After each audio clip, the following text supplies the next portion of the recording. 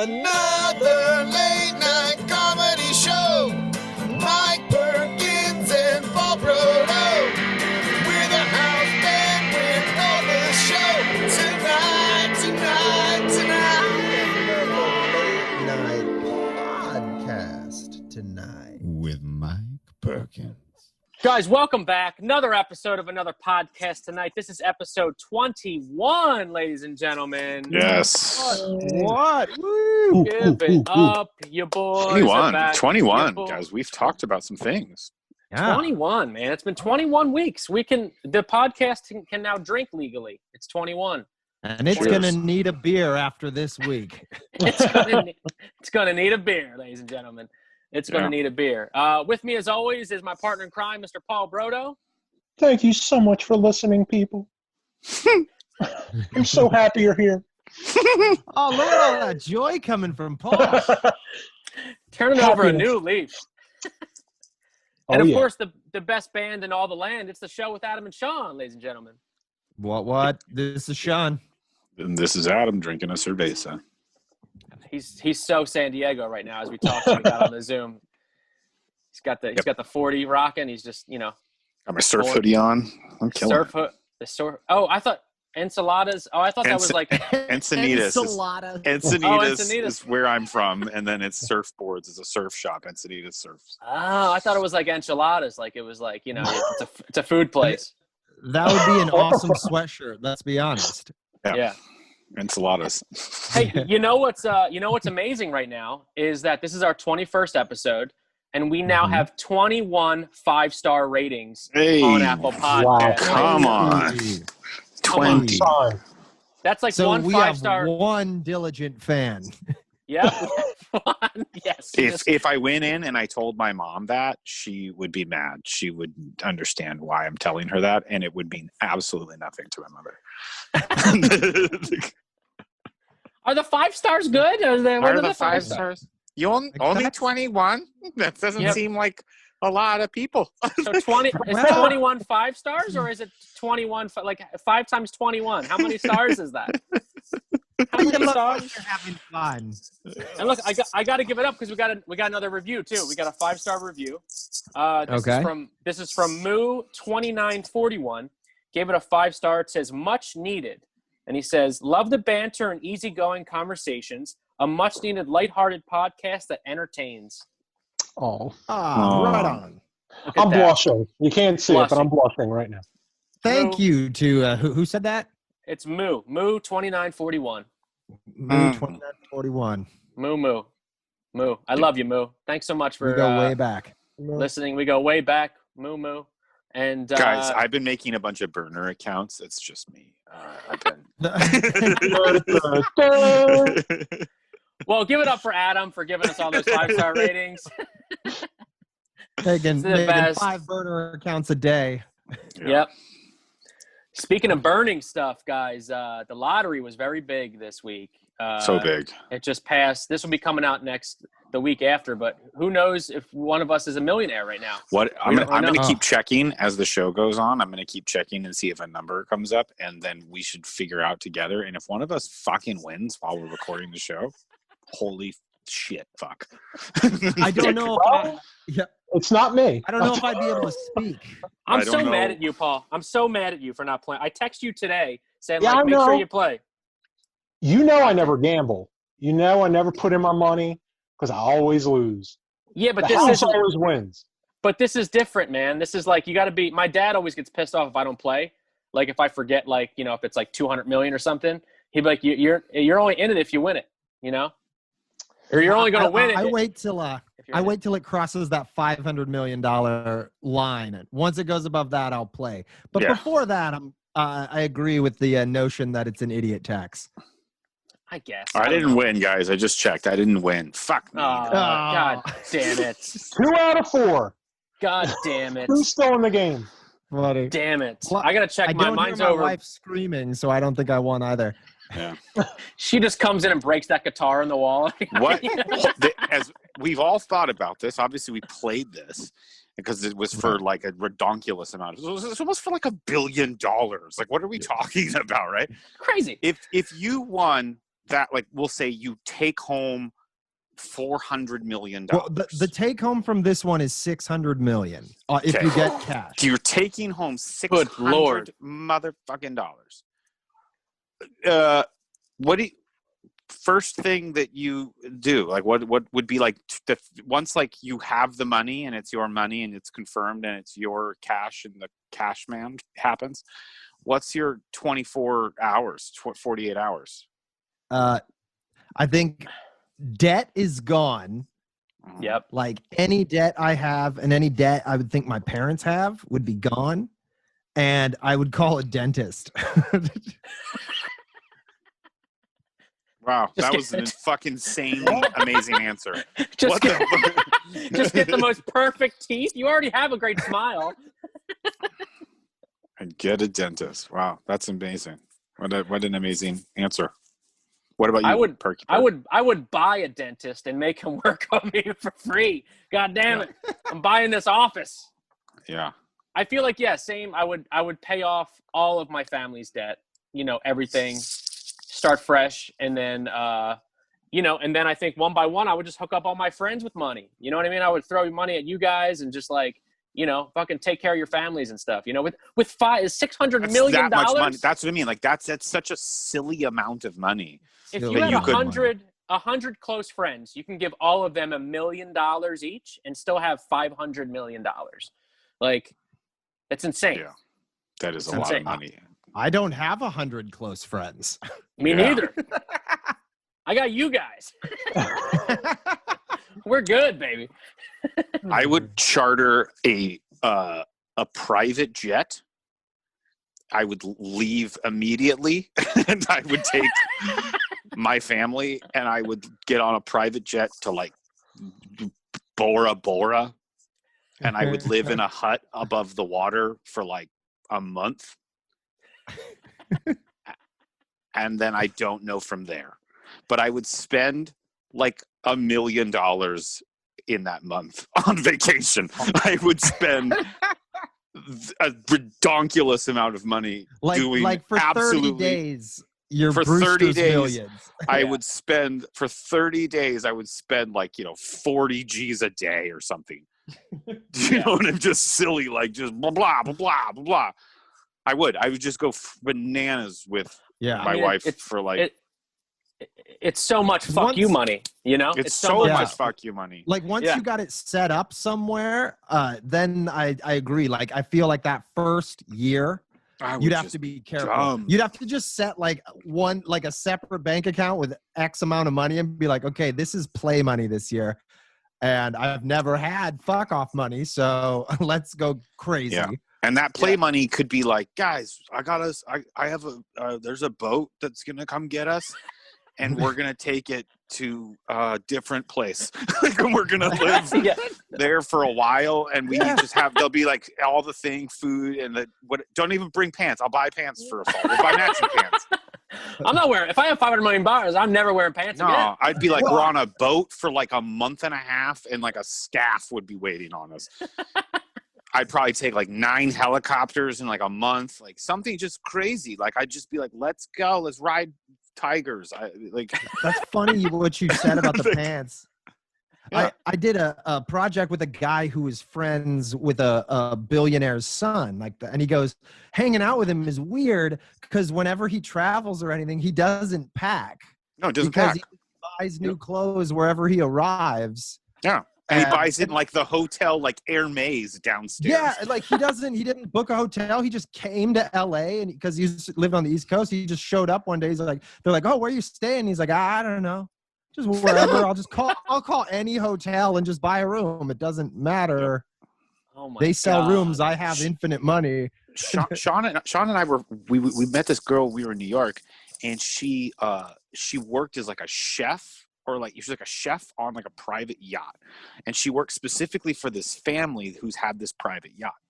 And she's like, out of nowhere, they'll just be like, go to Italy, pick up the Goldbergs, bring them to Australia, and wine and dine them staff on the boat. And there's like 4 people that staff the boat, and then whenever the family needs to be picked up in Miami or whatever, they just pick them up. And she's like, and they never have luggage ever, because the boat has some stuff on it. And then anytime they go anywhere, they land on a thing, they get off in Monaco, and they buy flowy skirts or something for $9,000. Like, you know what I mean? Jesus. It's such a different kind of vibe, but I think it would just be so crazy for that first month to have that much money and just do it on an insane level. Yeah. Paul, what would you do with the money? First thing I would do is like wake up, because I'm pretty sure like someone was playing a trick on me. Right. But once it fucking hit that I had this money, couple things. First of all, debt gone. Hooking up my friends. I want to get a house in Colorado in the mountains. That's really nice. I want to have a life-size replica of the Legends of the Hidden Temple set built in my backyard. There's going to be a bowling alley like There Will Be Blood. I'm going to have a bowling alley in my house. I'm going to have a full serve. I'm going to have like everything. I'm going to invest my money into like fucking like film and all sorts of shit. It's going to be crazy. Once I'm rich, I'm never being poor again, ever. Yeah. And neither are my friends. Yeah. Once you're that rich, it's just never going to stop being rich. The interest on silver monkeys for life, silver monkeys for life. I was more orange iguanas. That. That's awesome. Yeah, I think I would buy, houses even out here are, millions of dollars, but you could just buy a beautiful house in Hollywood Hills and then still buy houses in like every state. You know what I mean? Yeah. If you could buy a place, if you guys could buy a place with the houses. Mm-hmm. Yeah, I would just rent a really nice house. I would get one house and then I'd travel. And rent nice places. Yeah. If you could buy a house anywhere in LA proper, where would that be? Ooh. So all the way up from like Malibu down to like. Well, because I almost don't think Malibu should count, because it's like, it's its own thing, really, and it's out there. But some people don't want to live out there either, though. I know. Yeah. Like Topanga and Malibu are amazing. Yeah. But maybe the beach or the Hollywood Hills, I'd think, because if you can afford some privacy in the hills with like a view of the city, that's pretty is outrageous. That's pretty. Yeah, it's amazing. Yeah, it's pretty amazing. It is pretty rad. I mean, even then, with that amount of money, you could still buy the house, and then like obviously your taxes and shit are going to be through the roof. But if you have like an amazing fund, like not a trust fund, I guess, but like, and like that money is just collecting interest and that's paying for your shit. I mean, you never have to pay for anything again, if you're smart about it, Oh, for sure. Not that much money. Yeah, for sure. Yeah. Did you hear the story? I looked at it as something like if you put like $600 million in a bank account with like a shit interest rate of like 0.08% or something like that, it's still like $5 million a year, $9 million a year. Oh my god! Of just interest on that. Wow. Because it's just it's such a comical sum of money. Paul said he would buy a place in Colorado. What about you guys? If you could live anywhere and money was of no. Keep it in the U.S. Yeah. Honestly, I like L.A. and I've never been rich in L.A. Right. I'd maybe do New York too. I really enjoyed it when we were there.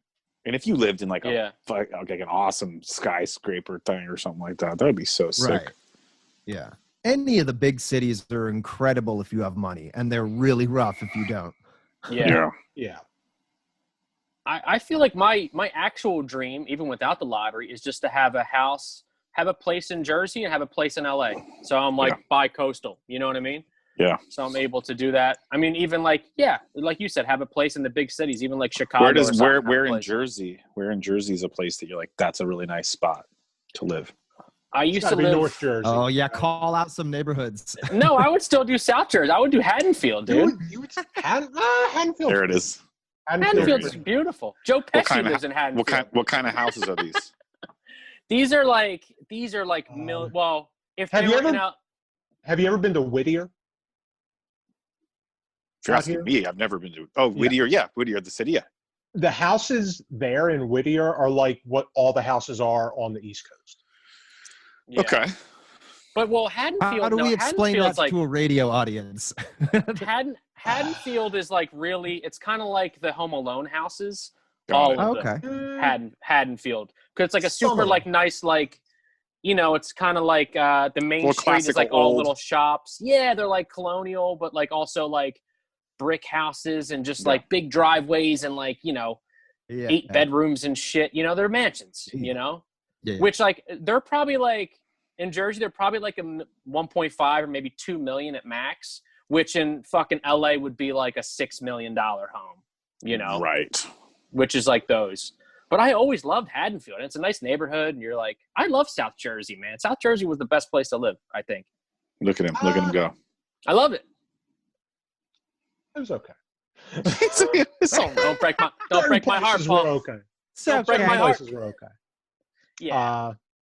Like where you lived and like Runnymede and all that it was pretty nice. When you started getting out, because Haddonfield was right next to it, Cherry Hill, all those were like nice areas. But like, when you start getting to like Gloucester City, Camden, Paulsboro, now you're dealing with like every corner comes with a token meth head, and crack is given out like Halloween candy. It's fucking insane. So it really depends. But that's what makes it so good. There's the, I don't know.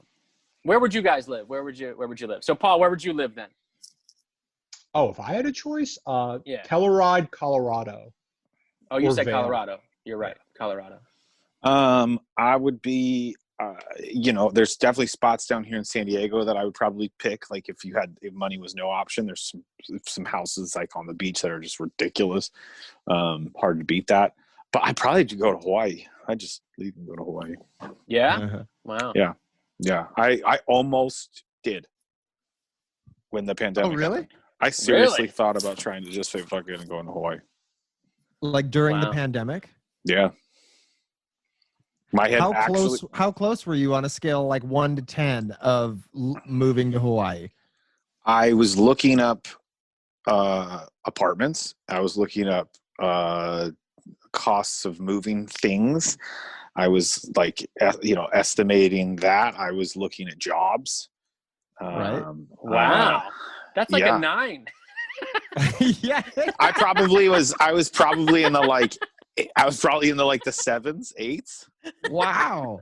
Damn. Like, give it a serious consideration. Yeah, I really did. And so then I just was like, all right, well, San Diego's like the next step from Hawaii. So like in my brain, they call San Diego the Hawaii of California, don't they? I think they call when I was in every time I've gone to Hawaii, I just go, it's like where I'm from, but just like on steroids. Yeah. Right. Yeah. I don't know. The beach does something for me. Yeah. I love that. What about you, Sean? I feel like I would I feel like I'd buy a place in like Southern California somewhere. But I think that I would travel a ton. One of the things that I think I would do with that money is I would just buy a producer and studio time and a booking agent, and Adam and I would go on tour. Yeah, and I would just pay be like, for that. I'm leaving. Yeah, we're gonna pay to put us on tour. Yeah. Yeah, I mean, if suddenly I could invest in myself, that's what I would seriously do, and then I'd book like tour buses and shit. Yeah. And just force the issue. And just force the issue. Yeah. Yeah, exactly. Be like, you're gonna have to watch us, actually, guys. Yeah. Have you ever heard the there's a segue into it, but have you ever heard the story of like what happened with Dane Cook over the past couple years, like his tough times and rock bottom and stuff? A bit. There was the story about it's really fucked up. His brother was his like business manager. Yeah, right. I do remember that. Yeah. And completely fucking long story short, completely wiped him out of like all his savings. His brother stole all his money, and like he was just like nothing left. And the amazing thing is, like, he was like at rock, and during that time, like his mom and dad both passed away and stuff. It was like crazy fucking shit. And he was at such a down point where he took his last, like, I think $100,000 or $50,000 or whatever it was, and he started booking his own arenas. Like, not like he would just call up like the Staples Center and be like, how much is it to rent out the night? 20,000. Here's 20,000. I'm take 100% of all the ticket sales and all this stuff. And he did that. I think he said for like maybe 3 months and built his whole empire back up. Like, whoa, 4 nights a week was just like, okay, this one's 30,000. I just made 60. Let's roll it back into this, roll it back into that, and he just like completely built himself back up to like the superstar that he is, you know, just from like you said, like having a booking, like he just had that money and was just like, here's the money. I'm going on tour. This is it. And just kept rolling it into another thing, you know? When you could make all the door, when you can make that, like there's a lot of money to be made. Yes, there is. Yeah, totally. You know, when you really like, when you think about like even guys like Preacher Lawson and shit that are like doing heliums or something like that, but they're doing like 6 shows in 3 days or something like that, you know? And he's, you know, there's some money to be made for sure. Oh, and that's him, you know what I mean? Club sells out, you make money. Yeah. And Dane Cook was doing fucking arenas and shit. That's a lot of money, because he could sell them. This was back like 2011, I think, 2012 or something, when he was like still like, he's still huge. I mean, if he went on tour last year, I think sold out a bunch, you know? Yeah, totally. He's fine. Yeah, but that would be cool, Sean, to fucking, you know, just be like, hey, we're fucking making our own tour and fucking doing it. You know what I mean? It'd be awesome. That'd be incredible. That'd be incredible. Yeah. That is probably what I would do with it, because I'd want to travel, and then I could also go on tour. Yeah. And then be the shit. Yeah. That'd be an amazing way to travel too. You know? Yeah, totally. Different city every night. We've all clearly thought about this, because I think we've spent like what are we into the podcast? Like 15, 20 minutes in? Yeah, we're at 17 minutes. I think it is 20 though. The subject. Yeah. We have thoroughly thought this through. It's the dream, baby. It's the dream. Speaking of not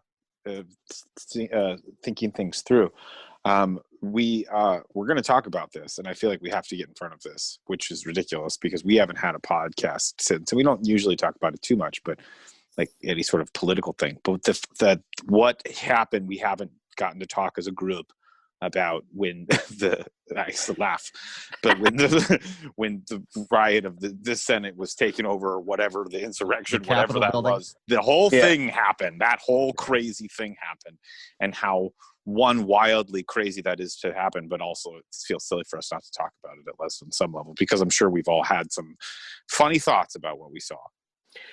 Now, when they call it the insurrection, is that like the actual term for it? Because it sounds like it's like a movie, or like a like a wrestling pay-per-view. You know what I mean? Like the insurrection, Trump's insurrection. You know, the insurrection also feels like maybe like a Skinamax movie or something. Insurrection with Shannon Tweed, like, you know what I mean? and what's her name? Katie from HBO. Katie Morgan. Yeah, Katie Morgan. And Shannon Tweed. Insurrection. Yeah, it was so strange. It's such a strange thing. What people decided to do is very scary and very intense, and especially how intense it got. But there was so many wildly, hilariously looking people. Like, we obviously all kind of addressed, like the guy that was dressed like a Native American, and like he just like fucking he went there to fucking like the big bullhorn guy. The bullhorn. Think of how many with face paint and shit. How many people outside like he took a picture with? Yeah, it was like how many people like took a selfie with him, and they're like, "Yeah, man, kicking ass," and like then he went and did what he did. Like, he was There's dressed a bunch of people that like, I went to high school with that dude. Is that fucking Jeff? Or like, yeah, exactly. I made the joke on Instagram. I was like, I didn't know Trump had cosplay. You know, it was just like this fucking guy.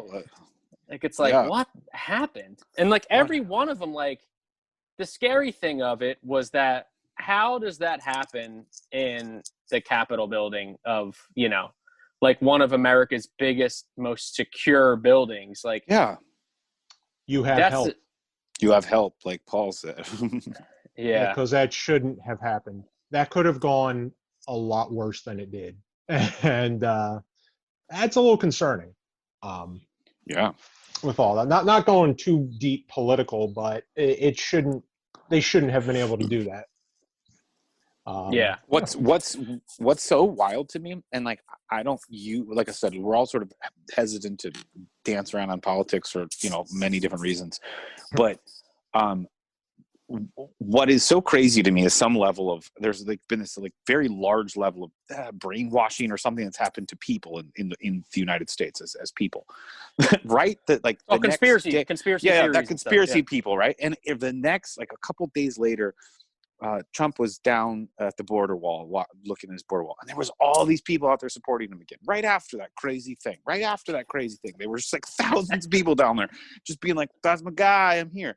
And there's this dude who is like in full militia gear, and he's driving a $80,000 truck. You know what I mean? He pulls up, and the reporter's like, "Sir, why are you dressed like that?" And he's like, I have to protect the women and children. And it's from, the riots back in June and July, they killed women and children. The reporter goes, "No, they didn't." And then he goes, "What happened on Wednesday though? That did." And the guy goes, "Nope." And the guy goes, "Yep." And then he goes, "Nope." And he goes, "Yeah." And then the guy goes, "No, what you saw on Wednesday wasn't real. And the people that did it are all from the far left." And when he was saying this, I was watching this guy just say this crap out of his mouth. And I was like, in my mind, out loud, just sitting here by myself, I went, he should sit down. We need to get him some water. Like, this person is not well. Like, we have to start over, right? We have to start again. You have failed and you failed again. Like, have a seat. Have a seat. Let me get you some Cheetos and some water and maybe a little Kool-Aid and just get you to calm down. We'll get you some juice boxes and shit. What the hell are we talking about? That conspiracy stuff is what's so intensely scary to me. It is scary shit. I just seen one today about like how it was like fake and stuff, and they had a picture of it. I mean, no one should be able to edit that good, but like this guy, he put like, it had like the big like tribal fucking Trump cosplay dude in front and like all the rest of them behind him, and then they put like green screen behind them and like, see, it wasn't really the Capitol building. What it was it was all a stunt. It was all the stunt from the media. And it was my God, who edited the green screen behind these people? Like, what the fuck just happened? Well, first off, if you look at the picture, you could tell that it was edited if you zoom in, because I saw that same one. Yeah. But what are we talking about? Like, what? What is this? But how do people think like, oh no, it was definitely green screen? They weren't there. There they were. Here's the thing to remember when you deal with any of this, and it's that no one sees themselves as the villain. Right. These people believe that they are fighting for freedom and for truth in this country. Mm-hmm. It's bullshit, but that is what they believe in their heart. And when you believe shit as strongly as that, you're willing to change the game as much as you need to. Like, people will make that image so it makes them look better. Clearly it's better if it was Antifa who was doing it and not, Trump supporters. Why would Trump supporters do that? They love this country. And it's always moving the goalposts, and it's so crazy. It's just crazy. so And intense. like a bunch of wild people were able to mobilize and do this because it went even deeper than that. Like, there was a person with the Confederate flag in the Capitol building. Now that is neither political party, or shouldn't be, for fuck's sake. But like, like, that is a whole nother can of worms. Why is that coming out? Why is there a dude in a Camp Auschwitz shirt? Like what the fuck? What on earth? That is neither party. Someone had a shirt that said 6 million wasn't enough. Yeah. And I was like, what? Wow. Are you kidding me? These fucking like Sean and I were talking about that, and Sean was talking about the idea of someone going, if you're doing this, if you're marching and doing this, look to your left and look to your right. Odds are you're going to see a Nazi. So that's the team you're on. Mm-hmm. Right? You shouldn't be on that team. The team that you have participated with. That's the group that you're with. And there's no way around it. And like all these shirts and people with these flags and stuff. it's just so wild to me because this, like what Paul was saying, this concept of if you believe it's wrong, you're just going down this, you'll just fight for it. And they're so mad, and they're choosing to be so mad about something that makes no sense. There's just a lot of people out here though that, don't take my shit. Yeah, it's like they don't want it. They don't want you to. It's very selfish too, though. It's yeah, like, exactly. They don't want you to touch their shit or take their shit or take their things or this, that, thing. Don't take my fucking shit. And so like that just becomes this like a little Tony whole Clifton like right I'm gonna yeah. Don't touch my shit every fucking Don't touch time. my shit. Don't touch my shit. And they cuff yeah, you're gonna be seeing a lot of flannel. A lot of flannel. Well, I mean, it's also not funny that people like passed away during that, and died, but like it's insane that people passed away doing something like that. The way that people died, it's like the one guy died from he was holding a taser and his taser went off and he tasered his own balls and died. But if that is really what happened, that is objectively kind of funny. There was one woman. I don't even know that it's objective. I think it's hilarious. Like you tased yourself in the balls and died? Are you kidding me? But people were wrapped up with like ammo around them and shit with like tasers and fucking everything else. It's like, what are you doing right now? There was one woman who had a flag that said "Don't tread on me," and she was trampled by the crowd and died. And I was like, "That's irony." Like that's so horrible. You're even spreading that a little thick. Jeez. So horrible. So horrible. Thank God there was a chick that got shot in the fucking neck. In the that face. was that was insane. So that was like, why are you shooting people? And like, I mean, look at the positivity of that noble security guard that's going to get like an award and stuff. Like he was holding off a whole crowd and didn't even pull his gun on people. You know what I mean? And it was just like he was just trying to protect himself and like get the fuck out of there and hold that crowd back until backup came. Like that was insane. The one African American dude. Like what he did, he took them away from where everyone was hiding. He was like, "Follow me." That's why he was doing it. Yeah. But like he didn't pull his gun out, so why were people shooting each other in that crowd? Like, well, no, that one came about because they reached an end barricade, and it was either security or Secret Service had barricaded it and said "Do not pass," and they had weapons drawn. And eventually they broke through the windows, and someone tried to climb through. I mean, I've been in D.C. and before, and the president's motorcade drove by me, and when I was out on the street once. And a van was kind of creeping at an intersection, and a traffic cop was like, "Hey, stop!" And the van creeped, and he goes, "Stop!" And the van creeped a little bit, and he pulled his gun out and pointed it right at the driver and said, "Stop the van." They don't mess around in DC.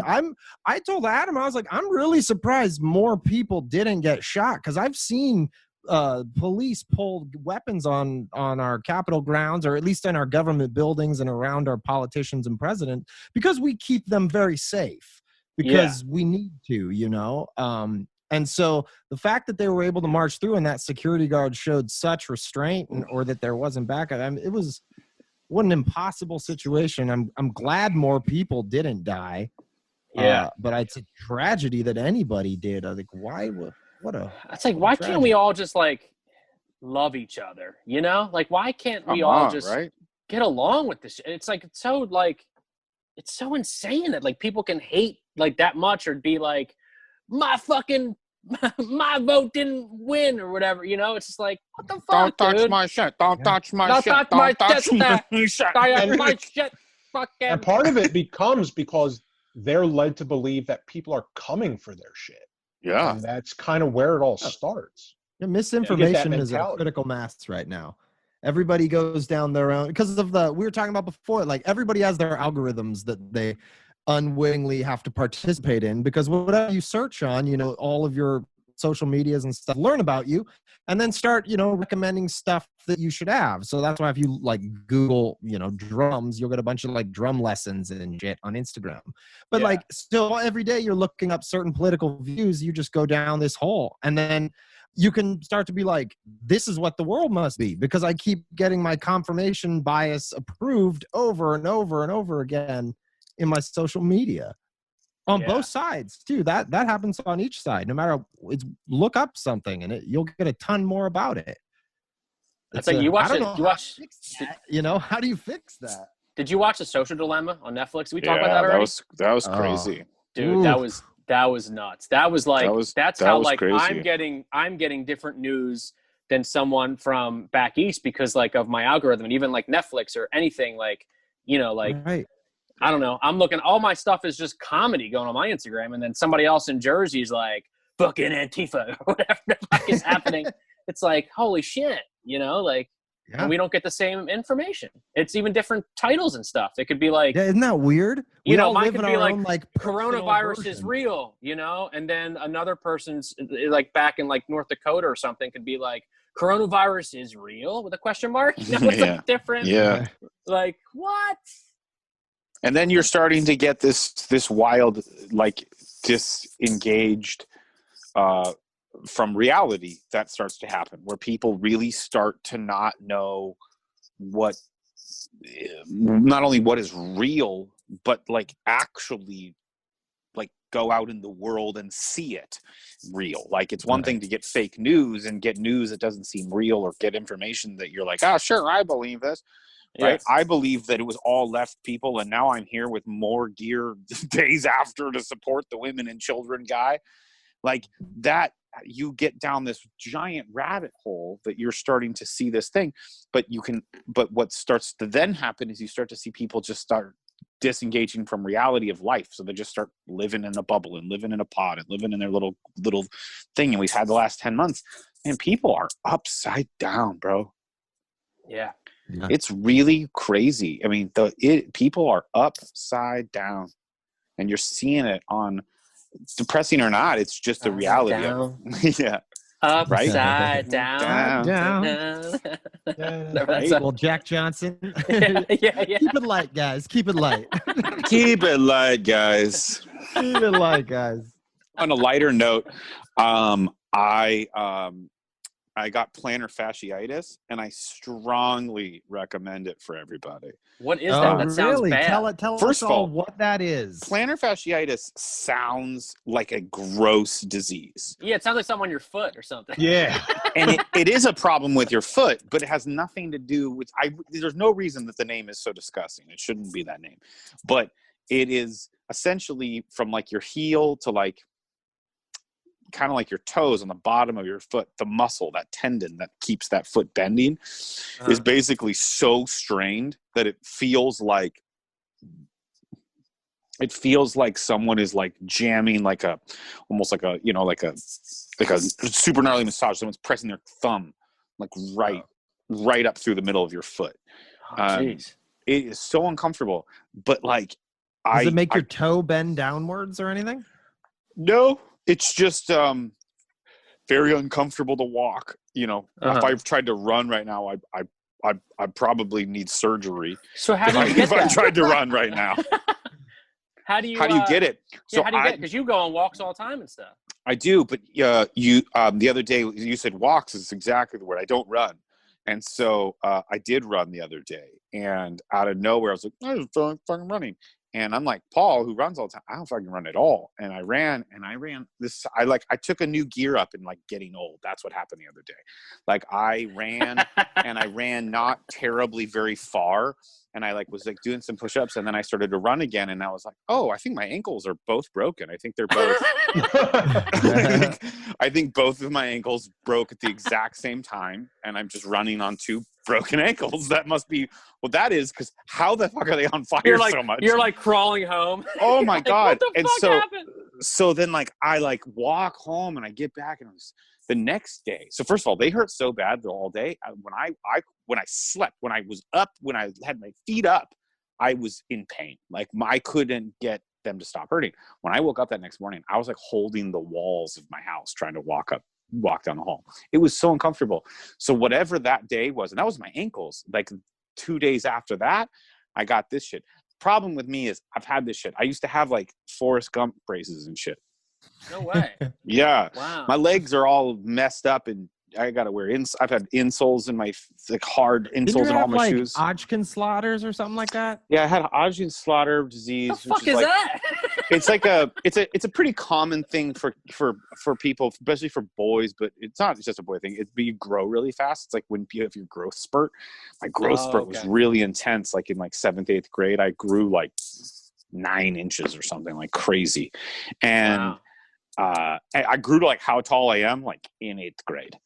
And it was boom, and all of a sudden I was 6'1", right? It was boom, but my knees got super screwed up, and then I tore tendons in them.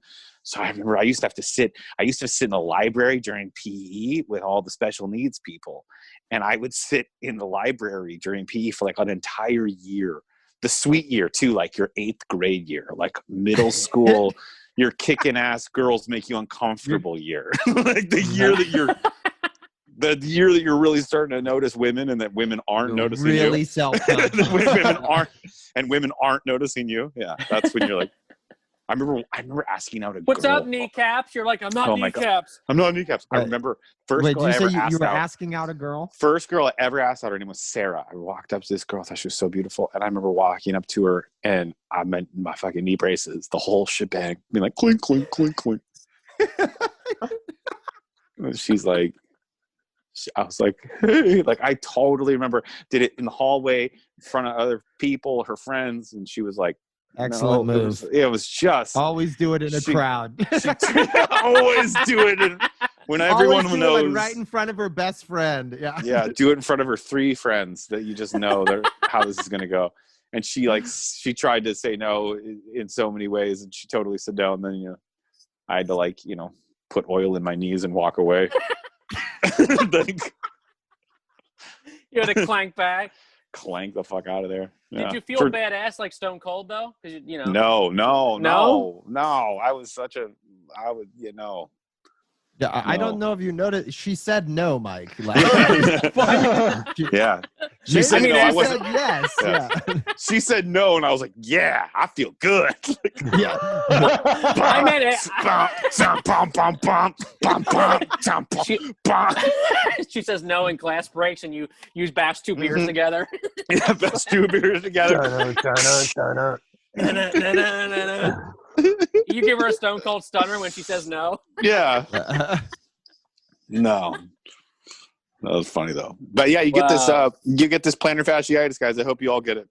I don't want to get it. Don't put that out there. Yeah, it really sounds like a blast. Yeah, it's a lot of fun, man. It's cool. Damn. Plantitis. What is it? Plantar fasciitis. Plantar fasciitis. Yeah, it's really cool. Makes you feel good. Makes you feel really cool when you walk into a room and you can't walk. You can't walk. And it happens in the sole of your foot? Yeah, it happens on the bottom sole of your foot. I also have right I get there? right there. It's awful. And then you get I also now, got do you think this is because you just were running the other day? Because the other day, Adam called me up after he went for a jog, and he was like, "Oh, bro, my ankles don't work anymore. I don't know what happened." They don't have a feeling in them. It was it didn't feel like it. It sucks. It really sucks so bad. And I've had it my whole life. I mean, I got this I have this crazy thing. This is a gross word, but again, kind of a worse word than it actually what you think it is. I have a dorsal bunion in my left foot, my left ankle, or my left joint, and the joint doesn't sound good. So where the bone toe meets the foot, basically has hooked, and it's created this very uncomfortable. I've had it for 10 years. You can't really see it. It's not something again, it sounds so gross. Bunions sound so gross. Yeah. But really it's just a bone displaced, and so it kind of creates a joint that can't really work. So I have these insoles that I got to wear, and I got, you know what I mean? And so I've been getting these injections for 10 years now in my foot for that and shit like that too. God damn. I know, right? All these fun crazy. things that I get to have on my legs. Well, listen, I'm going full circle back to the beginning of the podcast. If I make a bunch of money off the lottery, I'm buying you bionic legs. Just like full on, just some robot, surgeries. some robot legs. You're going to be like a Terminator, dude, like from the bottom down, you know? I would love that. I would just knees love down. You're just knees down, baby. Yeah, knees just down. cyborg. Yeah. You're like Samuel L. Jackson in Glass from the waist down. That's all I want, guys. Oh, that's awesome. Well, hey, that was another episode, baby. That's fantastic. That was fun, man. That was a good one. Talked about light, lottery, talked about little politics. serious, back to light. Back to light. Light for you. I'm the one over here with fucking legs falling off. Yeah. Just walk it off. Yeah. Just walk it off, Adam. Just walk it off. Yeah. Just crawl it off, Adam. Just crawl it off. Just crawl it fine. off, baby.